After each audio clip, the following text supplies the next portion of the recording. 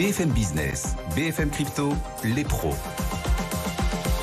L'avenir est le seul endroit où l'on est tous certains de passer le restant de nos jours et on consacre justement à l'avenir 25 minutes chaque fin de semaine, le vendredi, à l'avenir et aux blockchains qui en contiennent une fraction. Bienvenue à nos experts et à nos pros des cryptos. Donc ils sont là, ils viennent de s'installer. Claire Balva, bonjour Claire. Bonjour Guillaume. Experte crypto indépendante. Owen Simonin nous rejoint aussi. Bonjour Owen. Bonjour. Bienvenue, votre chaîne YouTube Asher et vous êtes à la tête de Meria. Vincent Bois nous appelle depuis IG. Bonjour Vincent. Bonjour. Super séance sur les indices actions. Qu'en est-il sur les cryptos, peut-être en démarrant par le Bitcoin? Alors en effet, c'est vrai que les actions profitent beaucoup plus de cette euphorie. Pour le moment, le Bitcoin et les crypto-monnaies sont plutôt attentistes, plutôt en baisse, alors que nous avons une forte accélération depuis quelques séances. Et puis ce rebond en Asie ce matin a permis justement de ne pas accélérer à la baisse. Donc perspective plutôt d'aller chercher un peu plus bas, mais les indices qui se maintiennent permettraient probablement, peut-être au Bitcoin, d'aller chercher le haut de ce canal, cette hésitation que nous avons sous les 28 100 $. Donc il faut aller chercher, peut-être grâce, comme je le dis, aux indices traditionnels, les 28 100 $. Au-delà de ce niveau, cela permettrait d'invalider un peu cette tension de court terme et d'aller chercher les 30 000 $. Mais pour le moment, c'est plutôt toujours cette perspective d'aller chercher un peu plus bas, sans accélération importante, mais d'aller chercher sous les 26 000 et aller chercher notre seuil important des 25 000 qui, comme je le rappelle, on le dit souvent, permettrait peut-être de valider cette tendance haussière en se maintenant sur nos 25 000 $. Donc, hésitation, attention à la cassure des 26 500 qui pourrait amener justement à une accélération plus importante. Voilà, quelques seuils techniques qui ne constituent pas des conseils d'investissement. On regarde le Bitcoin qui progresse quand même aujourd'hui, Vincent, mais l'Ether progresse sur la journée d'aujourd'hui. Oui, la journée d'aujourd'hui, on va quand même le dire, c'est trop tard, de toute façon, c'est déjà dit. Donc, l'Ether progresse aujourd'hui 2 fois plus que Bitcoin. Est-ce qu'on a une surperformance en train de se construire à vos yeux sur l'Ether face au Bitcoin ? Alors, on en parlait déjà, l'Ether, au niveau technique, en tout cas, se présente un peu mieux. Nous avions le maintien au-delà de différents niveaux. On était allé chercher ce seuil technique des 1730 et puis un maintien au-delà des 1800 $. Mais de la même façon, comme sur le Bitcoin, c'est 28 000 qui bloquent la tendance, on a un retour à court terme sous les 1890 sur l'Ether. Donc, même si cela se présente mieux, c'est vrai, au niveau technique, il faut se maintenir, retourner au-delà des 1890, peut-être aidé par une superbe séance aux États-Unis encore, pourrait permettre au-delà des 1890 et donc d'aller chercher ensuite les 2000, 2050 $. Donc techniquement, se présente mieux, mais c'est toujours une hésitation avec ce range. Il va falloir se décider à court terme. Merci Vincent de nous avoir accompagnés. Vincent Bois en direct depuis les bureaux d'IG. Owen, on est bien là, à quelques heures du week-end. Vous avez pris le soleil dans la journée. Il fait beau. Un petit peu. Un petit peu. Et on va parler de nuages, en l'occurrence sur Binance. Le plus gros exchange mondial qu'on évoque souvent dans cette émission vient de vivre une nouvelle semaine plutôt mouvementée. Un certain nombre de tokens ne sont plus disponibles sur Binance pour le trading. Pourquoi est-ce que Binance a décidé de suspendre le trading de ces tokens ? Alors, il s'agit d'obligations réglementaires, puisqu'il s'agit de tokens qui sont liés à ce qu'on appelle la privacy, donc la vie privée. Et ce sont des crypto-monnaies qui ont par défaut ou qui ont des fonctions activables qui permettent de ne pas remonter jusqu'à son propriétaire. Dans le cadre des plateformes centralisées, la plateforme se doit, pour être conforme en France en tout cas, de respecter toutes les normes de lutte contre le blanchiment d'argent et le financement du terrorisme, donc toutes les notions LCBFT. Et pour le coup, la plateforme se doit de connaître par exemple l'utilisation à qui elle vend de la crypto-monnaie, vérifier l'origine des fonds et dans le cadre de certaines crypto-monnaies plus ou moins anonymisables, et je dis bien anonymisables et pas anonymisées parce que parfois c'est une option, elle se doit d'avoir un contrôle de vigilance renforcé. Alors, c'est pas une obligation absolue d'interdire ces actifs-là. Il existe par exemple des solutions qui permettent à l'utilisateur de les acheter sur la plateforme et de pas les retirer pour être bel et bien certain de l'origine de ces fonds et de son usage, car mine de rien, les gens peuvent vouloir les acheter simplement pour le côté spéculatif et non pas anonyme de ces fonctions. En attendant, Binance serre la vis et se sépare des plus grosses et des plus connus, comme encore le Dash, le Zen, le Firo par exemple. Binance qui serre la vis et des nuages peut-être aussi pour les salariés de Binance. Des témoignages qui ont d'ailleurs été ensuite confirmés apparemment par les porte-paroles de Binance. Des témoignages nous parlent de licenciements en cours ou à venir. Combien de personnes, Claire, sont menacées ? Et pourquoi Binance, la hype des cryptos, pourquoi Binance en est-il réduit à réduire, a-t-il choisi de réduire ses effectifs ? Pourquoi est-ce qu'on en est là ? Alors, la version officielle de Binance, c'est pas vraiment une réduction des effectifs, c'est une réaffectation des talents. En gros, ce qu'ils disent, c'est on va se séparer des personnes qui sont les moins performantes ou qui correspondent le moins bien à la culture d'entreprise, et on fait ça en permanence, et c'est pas quelque chose de nouveau. Alors ça fait un peu penser à la culture, vous savez, du up or out qu'on a dans les cabinets de conseil, c'est-à-dire que soit vous êtes très performant et vous continuez d'évoluer, soit à un moment donné, vous êtes plus si performant que ça et en fait on vous pousse vers la sortie. Donc c'est vraiment une culture très exigeante qui va privilégier la performance de l'entreprise plus que quelque part le bien-être de salariés qu'on pourrait placardiser et garder quand même au chaud. Donc là, c'est pas le cas. Binance continue de recruter. Alors, il y a des rumeurs qui disent qu'ils vont se séparer de 20% des effectifs, mais ça n'a pas du tout été confirmé par l'entreprise. Donc, on ne sait pas. Ce serait une sacrée réaffectation des talents, là. Voilà, ce serait une grosse réaffectation des talents. Donc, on ne sait pas exactement combien de personnes seront amenées à partir. On peut quand même constater que ces rumeurs-là ont lieu en bear market, donc à une période où quand même les cours ne sont pas au beau fixe, et à une période où Binance a plutôt tendance à perdre des parts de marché. Là, ils sont repassés en dessous des 50% de parts de marché, donc ça reste de très loin le plus gros exchange, mais ils sont plutôt dans une période, je dirais, relativement difficile, du point de vue des chiffres en tout cas. Oui. Après le bear market de l'an dernier, on n'est plus vraiment en bear market là, mais bon. En tout cas, on n'est pas encore en bout de market. Non, on n'a pas retrouvé le grand soleil. Non, mais effectivement, on n'a pas retrouvé encore le grand soleil et on est toujours dans cette phase de réajustement de chacun des acteurs de l'écosystème crypto. Et vous connaissez l'adage not your keys, not your coins. Ceux qui investissent sur les exchanges centralisés, comme Binance, prennent le risque de perdre leur crypto, en tout cas d'en perdre le contrôle, puisqu'on les laisse stocker par un tiers. On a vu avec FTX que ça pouvait parfois se passer mal. Et Binance propose de prêter à ses clients, bien sûr, mais en imaginant garder le collatéral dans une banque. Est-ce que ça peut être une bonne idée ou est-ce qu'il s'agit juste d'un transfert de risque, Owen ? Alors pour certains, c'est une bonne idée et il y en a qui critiquent quand même le modèle. Quoi qu'il en soit, il y a quelque chose d'intéressant dans le modèle, c'est que certains qui n'ont pas confiance aux plateformes d'exchange pourraient déposer dans certaines banques de l'argent, une caution. La banque garderait cette caution, ce n'est pas Binance qui aurait la main sur cette caution, et Binance ferait un prêt en crypto-monnaie contre la garantie qu'il y a bel et bien cette caution à la banque. Ce qui plaît là-dedans, c'est que pour beaucoup d'investisseurs, les banques sont plus fiables que les plateformes d'exchange, même si sur les réseaux sociaux, on en trouve certains qui disent qu'en ce moment, le système bancaire n'est pas plus fiable que les gros exchanges que l'on connaît. Bref, ça, c'est un débat ouvert et chacun peut se positionner. Ce qui est intéressant également, c'est que en plaçant de l'argent à la banque va générer des intérêts sur les fonds qui dorment.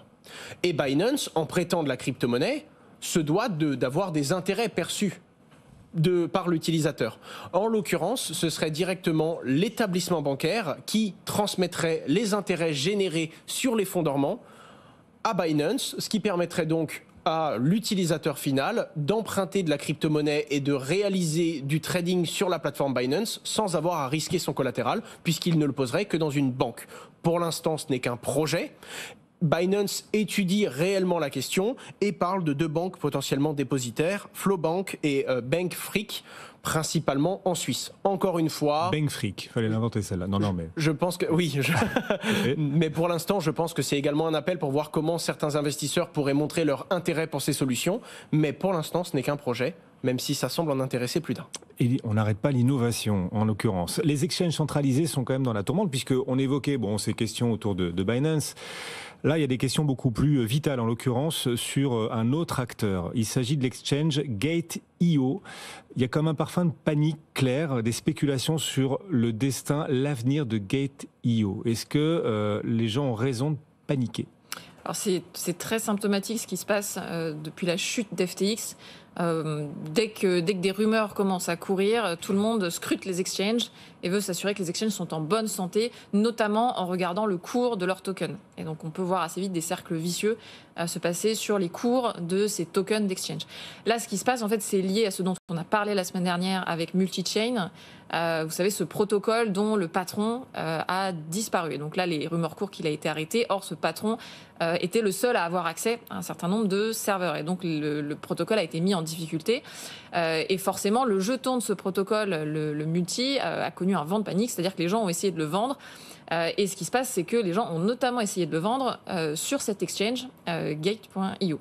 Et donc, cet exchange s'est retrouvé avec un afflux de jetons multi qui avaient vocation à être vendus. Et donc, se pose la question de cet exchange qui doit sortir de la trésorerie fiat et qui se retrouve avec une trésorerie en jetons multi. est-ce que finalement il a des réserves suffisantes pour survivre malgré cet afflux de jetons qui quand même ont a priori le cours plutôt en berne. Et donc le jeton même de cet exchange s'est lui aussi mis à chuter. Et là, forcément, vous savez ce qui se passe depuis FTX. Tout le monde se met à scruter les mouvements, les flux. Tout le monde s'improvise auditeur financier sur la blockchain.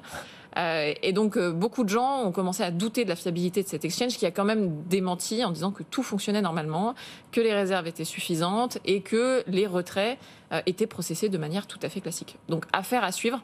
Mais encore une fois, c'est normal d'être vigilant. Il ne faut pas non plus céder à la panique.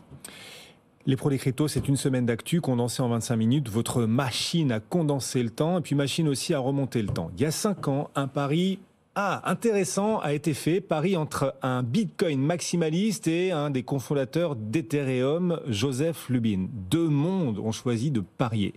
Quel était ce pari, Owen, et comment les choses se terminent-elles? Non, c'est pas Owen, c'est Claire. Je vois votre regard que c'est plutôt pour Claire. Je dois être franc que là, j'aurais botté en touche. C'est quoi ce pari entre un Bitcoin maximaliste et on peut le qualifier d'Ether maximaliste, et qui a gagné finalement, Claire? Alors, bonne question. Alors, c'est évidemment un pari assez basique qui consiste pour le Bitcoin maximaliste à dire Ethereum ne va jamais marcher et pour le cofondateur d'Ethereum à dire Ethereum va très bien marcher. Éternelle musique. Voilà, et plein d'applications vont se développer. Donc, ce pari qui a été fait il y a 5 ans, c'était, alors si je me place du côté de Joe Lubin, c'est-à-dire de celui qui croyait en Ethereum, c'est de dire, eh bien, il va y avoir au moins 5 applications décentralisées, donc des DApp, avec, alors c'était 10 000 utilisateurs quotidiens actifs et 100 000 utilisateurs mensuels actifs sur une certaine durée, donc sur au moins 6 mois. Sur les 12, dans les 5 ans du pari. Voilà, donc il y avait des conditions sur ce pari qui étaient quand même de $500 000, donc c'est pas un tout petit pari. Et donc aujourd'hui, comme on est effectivement 5 ans après, se pose la question de savoir s'il y a bien ces 5 applications décentralisées qui fonctionnent, qui ont du succès. Alors ce qu'on constate quand même, c'est qu'il y a un certain nombre d'applications qui regroupent ces critères de nombre d'utilisateurs actifs. C'est notamment le cas d'Uniswap, de Tether, OpenSea, Circle et l'Ether enveloppé, vous savez, le WETH. Mais évidemment, les débats font rage sur est-ce que ce sont vraiment des applications décentralisées ou pas. L'Ether enveloppé étant simplement une représentation de l'Ether sous forme de RC20 dans des smart contracts. On peut débattre du caractère vraiment décentralisé de Circle ou de OpenSea. Voilà, donc la communauté se pose des questions sur qui a vraiment gagné le pari. Il y a d'autres applications comme MetaMask, par exemple, qui auraient pu remplir les critères, mais qui étaient un peu juste au niveau des utilisateurs quotidiens actifs. Donc voilà, grand questionnement. La vérité, c'est que les 2 protagonistes du pari probablement ne vont rien payer l'un à l'autre et n'ont pas l'air d'être très réactifs quant au débat sur ce pari. Donc probablement qu'ils s'en fichent et que c'est plus une espèce de gag ou d'amusement de la communauté. Ouais, 5 ans après. Non, mais c'est marrant, 5 ans après aussi, de voir ce que les gens et l'écosystème et les pros des cryptos, en l'occurrence, projetaient sur ce que serait l'écosystème en 2023. Voilà. Ah, puis Internet, n'oublie pas, quand il y a un pari qui est fait, même à la va-vite, quand c'est des grosses personnalités sur le web, tout de suite, il y a de l'écho. Il y a des gens qui mettent des reminders. Il y a même des fonctions sur Twitter qui disent « Rappelle-moi ça dans 3 ans », en dessous d'un message. Et donc, naturellement, on en entend parler et on est assez accurate sur le sujet. Et les grosses questions qui reviennent finalement sur le tapis, 3 ans après, le constat... Où en sommes-nous, pardon? Où en sera la France dans 5 ans, tiens, dans l'écosystème? Est-ce que la France sera la capitale, le hub mondial des cryptos dans 5 ans? Allez, un pari, là, et on le ressortira dans 5 ans. Claire? Moi, je dirais qu'on a de bonnes chances, en tout cas. Au moins en Europe, on est bien parti, puisqu'on a beaucoup de talents ingénieurs, ce qui attire les entreprises. Et puis, il y a un cercle vertueux qui est en train de se créer. On a une communication attractive pour les acteurs étrangers. Maintenant, il faut aussi transformer l'essai d'un point de vue opérationnel et que les différentes institutions soient accueillantes pour ces acteurs-là. Bon. Ben moi, je suis surpris. Ouais. J'aurais dit non. Et pour le coup, je me demande si c'est pas impossible. Pourquoi? Non, dans le sens où je trouve qu'on n'est pas assez attractif. Pour plein de raisons. Malgré tout, la France a la capacité de se positionner. Que ce soit un bon ou un mauvais positionnement, elle a tendance à être claire. Et je m'en rends compte de plus en plus en avançant, que ce soit à travers nos activités réglementées, mais également les autres gros acteurs à l'international et ce qui se passe aux US. L'incertitude est plus dangereuse qu'un mauvais cadre. Le fait d'avoir une incertitude et de ne pas savoir... En fait, quand on manque de visibilité, on ne fait pas de stratégie. Un entrepreneur et un investisseur a besoin de stratégie. Et pour le coup, je me rends compte qu'on soit pour ou contre la conformité dans certains cas, mais la conformité et la clarté que propose le modèle français attire de très très gros acteurs. Ces très gros acteurs créent des solutions qui sont mainstream et qui sont très utilisées. Alors sur la finance décentralisée, je ne me prononcerai pas, mais d'un point de vue des solutions centralisées, du développement crypto et donc de l'adoption du plus grand nombre, parce que les gens passent par cette porte, je pense que la France a une carte à jouer, parce que politiquement, je suis surpris de comment ça avance. Moi, je me demande quand même si on n'a pas une vision particulièrement positive là depuis quelques semaines, aussi à cause de ce qui se passe aux États-Unis et notamment du flou réglementaire qui existe aujourd'hui avec la SEC, dont on parle d'ailleurs sur ce plateau régulièrement. En fait, s'il n'y avait pas ce flou-là, on serait probablement beaucoup moins optimiste et on se dirait que tout se passe. Quand je me compare, je me rassure, quoi. Mais n'insultons pas l'avenir parce qu'on n'est pas à l'abri d'un virement de situation et de changement de position suite à ce que les États-Unis vont faire. Rappelons quand même qu'on s'attendait à ce que la SEC prenne position face à Coinbase. C'est le tribunal qui a demandé une réponse en 10 jours. La SEC a quand même répondu, je vais le traduire très simplement, on ne prendra la pression de personne et on prendra le temps qu'il nous faut pour répondre. En gros, pour faire très très simple. Et donc l'incertitude va perdurer. Ouais, et peut-être même très longtemps, à croire que ça en arrange certains. La France, justement, donc tente de tirer la marron du feu et de s'imposer sur la carte mondiale du Web3. Hier, le gouvernement a annoncé une initiative pour soutenir le métavers français. Et puis, on a cette autre initiative française qui voit le jour, le Cube 3. C'était cette semaine. Vous y participez d'ailleurs, Owen. C'est quoi le Cube 3 ? Alors, c'est une initiative qui est poussée par un acteur local qui s'appelle WeForge, mais également par le média Cryptost, que vous connaissez. On voit Valentin très souvent sur ce plateau. En l'occurrence, c'est un objectif d'incubation et d'accélération en 2 phases. Des jeunes projets Web3 qui vont se faire incuber et donc qui vont avoir de l'aide au setup, au début de leur activité. Quand je parle de setup, je parle d'un setup bancaire, qui peut être compliqué quand on est de la crypto-monnaie, de connexion avec des personnes qui sont expertes du domaine ou qui ont une expertise dans le domaine en particulier de la start-up. Également un réseau, que ce soit un réseau de communication, que ce soit des réseaux de relais, mais également des réseaux d'investisseurs, parce que quand on développe un projet crypto, on a besoin de ressources et on a besoin de financement. Et ce sont des ressources que peuvent attribuer justement WeForge et également Cryptost pour ces jeunes initiatives. On parle également de 800 mètres carrés au cœur d'Angers. C'est un super lieu, c'est vraiment sympathique. Et pour le coup, Cryptost a contacté beaucoup de personnes qui sont plus ou moins connectées dans l'écosystème. J'ai été contacté pour être justement advisor de certaines initiatives, mais il y a eu par exemple Mark Zeller, qui est dans le monde de la finance décentralisée, Faustine, qui est à la tête de l'Association pour le développement des actifs numériques, bref, qui vont pouvoir accompagner et donner... s'ils ont envie de le faire, à certaines initiatives, un accompagnement plus ou moins custom en fonction des besoins de cette initiative-là. Et je pense que c'est une bonne chose en France parce qu'on a besoin de multiplier ce genre d'accompagnement si on veut voir des belles pépites fleurir ici. Et ce qui est chouette aussi, c'est que c'est à Angers, on n'est pas à Paris, voilà, c'est l'essor des villes moyennes, de certaines villes moyennes. C'est ça, et puis ça rentre en plus un peu plus dans la philosophie de décentralisation, de se dire que tout n'est pas concentré dans une seule ville, même si c'est tentant d'avoir tout le réseau au même endroit. C'est quand même plus intéressant et plus aligné philosophiquement avec la crypto de se dire qu'on décentralise aussi les localisations des startups. Oui, donc ça ne fait pas trop d'ombre à Metz. Ah oui, parce que vous êtes de Metz, vous, en Moselle. Alors qu'est-ce que fait Metz là ? Faut réveiller. Il y a beaucoup de sociétés crypto à Metz, hein, mais c'est vrai que pour le coup, je pense qu'à Angers, il y a vraiment quelque chose à faire parce qu'il y a déjà beaucoup de monde là-bas. C'est également une assez grande ville et pour le coup, ils sont très très bien implantés localement et ils vont avoir des aides, je pense, de la région. Donc derrière cette initiative, au plaisir de voir ça évoluer. Et c'est intéressant de voir effectivement l'essor d'un certain nombre de villes moyennes, pas toutes, ça dépend aussi du dynamisme des autorités locales, mais un certain nombre d'économistes nous disent on va parler d'une économie des cercles concentriques autour des très grandes villes, à une pollinisation de plus en plus de l'activité en fonction des initiatives des uns et des autres et de la capacité des différentes villes à se transformer pour devenir attractives avec leurs forces et leurs moyens.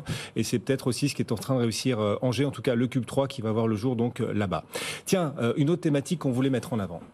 Être PDG, Claire, peut parfois s'avérer rentable. Des PDG de 3 différentes organisations crypto ont déclaré leurs impôts et la communauté a découvert de sacrées dépenses de la part de ces PDG. Effectivement, c'est pas rentable pour tout le monde, mais pour eux, ça avait l'air d'être assez rentable, puisqu'on s'est rendu compte, bien sûr, qu'ils avaient de l'argent, mais on s'est rendu compte de certains de leurs investissements aussi, et notamment d'investissements dans l'immobilier, puisqu'on a appris que le patron de Curve avait acheté donc des maisons de luxe pour plus de 40 millions de dollars, le patron de MoonPay pour 38 millions de dollars également d'immobilier de luxe à Miami, et le patron de Stephen pour 15 millions de dollars d'immobilier. Donc des grosses dépenses évidemment. Dans l'immobilier, donc pas dans la crypto là aussi. Donc forcément, tout le monde fait des hypothèses sur pourquoi est-ce qu'ils ont investi dans l'immobilier. C'est pas de l'immobilier tokenisé, non. C'est du vrai immobilier. C'est des villas et des immeubles de luxe comme vous l'imaginez. Classique. Alors forcément, ça fait jaser. Il faut bien se rendre compte quand même que ça fait jaser là parce que eux ont déclaré leurs impôts. Il y en a probablement certains qui n'ont pas déclarés et du coup qui ne font pas jaser. Donc il faut quand même se garder d'un jugement un peu hâtif puisque ces personnes-là font l'exercice de transparence, de déclarer aussi leurs investissements et leurs fortunes, y compris en crypto.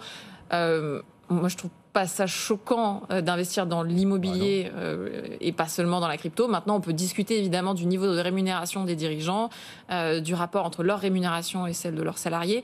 Mais là, c'est une question politique et voilà, une fois qu'on a de l'argent, on fait ce qu'on veut de son argent, bien sûr. Pourquoi ça fait mauvais genre auprès de la communauté Owen ? Alors, ça fait mauvais genre dans le plus grand tribunal du monde, Twitter, et où chacun amène de son propre point de vue et de son expertise de juger et de dire ce qui est bien et ce qui ne l'est pas. Mais ça reste relativement intéressant parce que du coup il y a des bonnes et des mauvaises réflexions qui sortent, mais on peut faire une curation et du coup se poser quelques bonnes questions.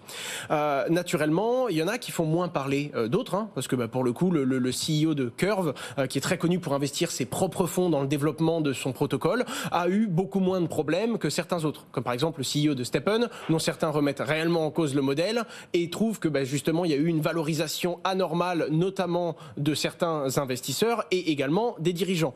De l'autre côté, pour le coup, c'est le CEO d'une plateforme à qui on reproche d'avoir fait de la communication sponsorisée en le cachant. C'est-à-dire avec un accord avec certains influenceurs en leur demandant de réaliser de la communication, mais de ne surtout pas dire que c'était sponsorisé. Donc en fait, on voit ressortir non seulement une image sur les différents dirigeants qui ont déclaré leurs impôts, ce qui en effraie peut-être certains de déclarer également, et d'un autre côté, Twitter fait beaucoup de bruit d'un coup, et on va même rechercher, qu'est-ce qu'on pense de la structure derrière, qu'est-ce qu'on pense de ce qu'elle a fait, et du coup il y a un petit jugement, en fait on va établir le quitus moral de l'activité qui a été faite, est-ce que c'est une bonne chose ou est-ce que c'est une mauvaise, mais on va également se poser des questions. Est-ce que s'il fait ça, c'est parce qu'il ne croit plus en son projet ? S'il y croyait vraiment, il aurait conservé, un petit peu comme un CEO d'une grande entreprise qui viendrait vendre lui-même ses actions au marché. Et du coup il y a une analyse de première lame qui est très souvent critique sur Twitter, mais quand on prend un petit peu de recul et qu'on lit, on peut découvrir certaines choses sur le projet et son historique, mais on peut également se créer un propre jugement et interpréter ça, et c'est ce qui fait parfois qu'ils doivent faire très attention, parce qu'en déclarant leurs impôts, ça peut faire beaucoup de mal à leur projet, parce qu'on peut voir un signal négatif de vente, et on peut se dire, si telle et telle personne se met à investir dans un autre domaine, peut-être que son entreprise de base, elle, n'est pas digne de confiance. Owen Simonin à la tête de Meria et sa chaîne YouTube Asher. C'est vrai que sur Twitter, chacun sait tout. Tout le monde est Dieu sur Twitter. C'est merveilleux. C'est un monde magique. Merci Claire de nous avoir accompagnés aussi. Claire Balva, experte crypto indépendante, et Vincent Bois nous accompagnaient aussi pour IG.